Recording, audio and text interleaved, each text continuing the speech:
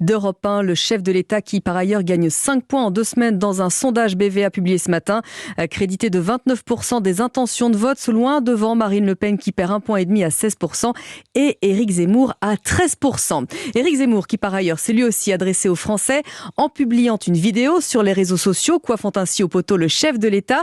Victor Chabert, quelle est la stratégie d'Éric Zemmour ?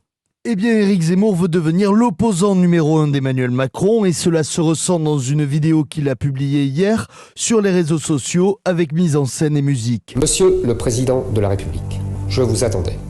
Vous voilà enfin. La France entière attendait notre face-à-face. Il va pouvoir commencer. Nous allons reconquérir notre identité, notre sécurité, notre prospérité, notre joie de vivre et notre fierté.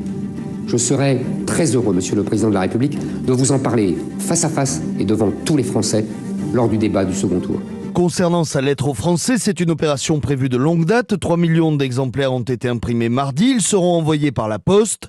Cette lettre, elle parle de lui, de son enfance modeste à Drancy, de l'école qui lui a permis d'avoir une belle situation, puis de son choix de se présenter à l'élection présidentielle.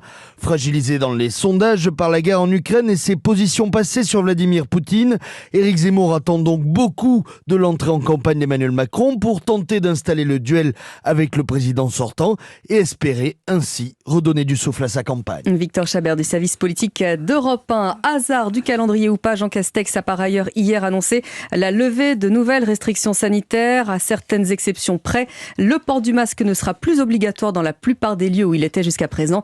Même chose pour le